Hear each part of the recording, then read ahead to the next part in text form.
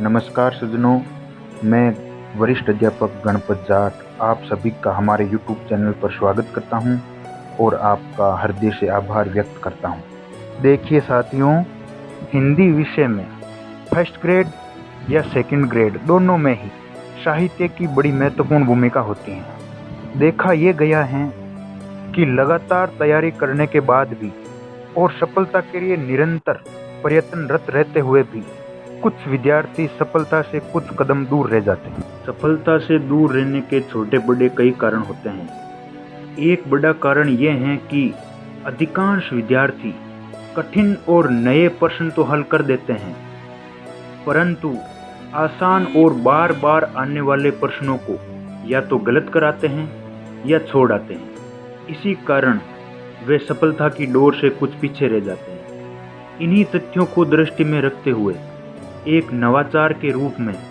ऐसे तथ्यों को हम आपके सामने लाने का प्रयत्न करेंगे। इसी क्रम में आज कुछ ऐसे ही प्रश्न आपके सामने ला रहे हैं और मुझे उम्मीद है ये प्रश्न आपकी सफलता का मार्ग प्रशस्त करेंगे।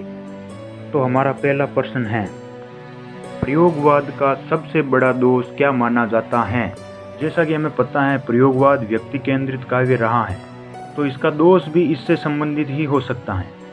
अर्थात प्रयोगवाद का सबसे बड़ा दोष ये हो गया कि ये केवल व्यक्ति केंद्रित ही है। ये व्यक्ति को अधिक महत्व देता है और लोक कल्याण की उपेक्षा करता है। तो प्रयोगवाद का सबसे बड़ा दोष हो गया लोक कल्याण की उपेक्षा। साथियों, अगले प्रश्न की ओर बढ़ते हैं। अगला प्रश्न है, द्विवेदी युग का तुलसीदास किन्हें कहा जाता है? जैसा कि हम जानते हैं, तुलसीदास ने राम काव्य की रचना की थी, तो इसका उत्तर भी उससे संबंधित ही होगा। अब द्विवेदी युग में राम काव्य की रचना किसने की?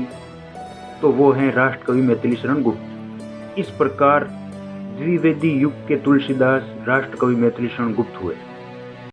मैथिली शरण गुप्त द्विवेदी युग के तुलसीदास तो है ही, साथ ही गणपति चंद्र गुप्त ने मैथिली शरण गुप्त को आधुनिक काल का तुलसीदास कहा है। बढ़ते हैं अगले प्रश्न की ओर।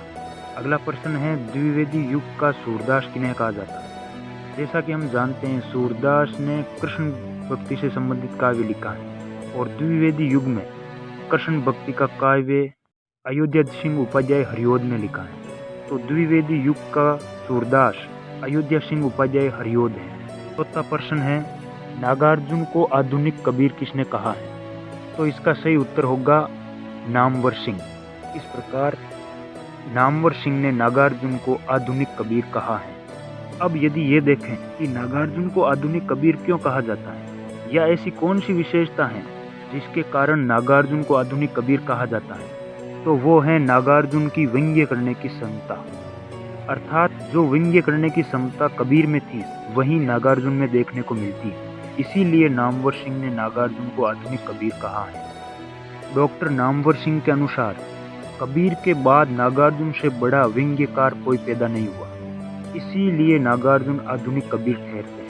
साथियों, यहाँ ध्यान देने योग्य तथ्य यह है कि नामवर सिंह ने कबीर के बाद दूसरा बड़ा व्यंग्यकार नागार्जुन को माना है। वहीं डॉक्टर रामविलास शर्मा ने कबीर के बाद दूसरा बड़ा व्यंग्यकार प्रेमचंद को माना है। अगले प्रश्न की ओर प्रस्थान करते हैं। अगला प्रश्न है, अज्ञे को आधुनिक कबीर किसने कहा है?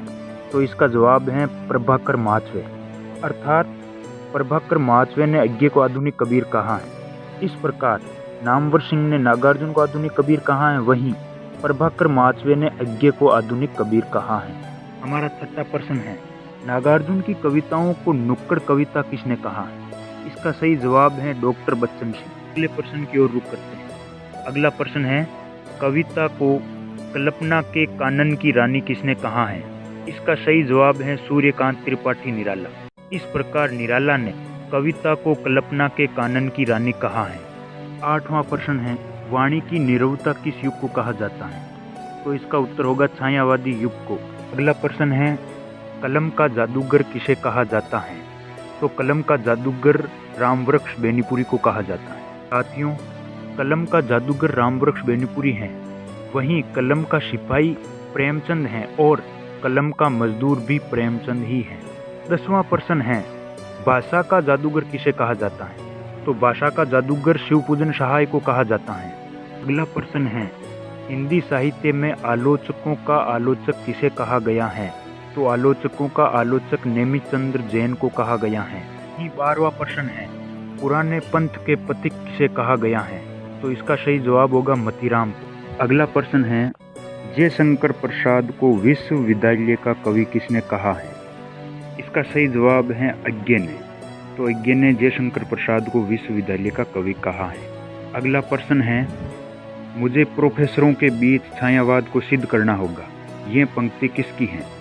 ये कथन है सूर्यकांत त्रिपाठी निराला का। और अंतिम प्रश्न है, आचार्य रामचंद्र शुक्ल ने परम उत्कृष्ट की संज्ञा किसे दी है?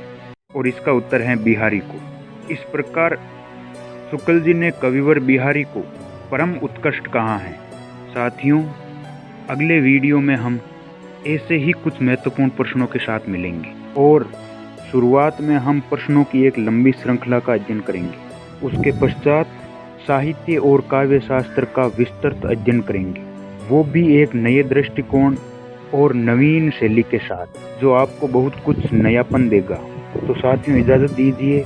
आप सभी का आभार एवं धन्यवाद।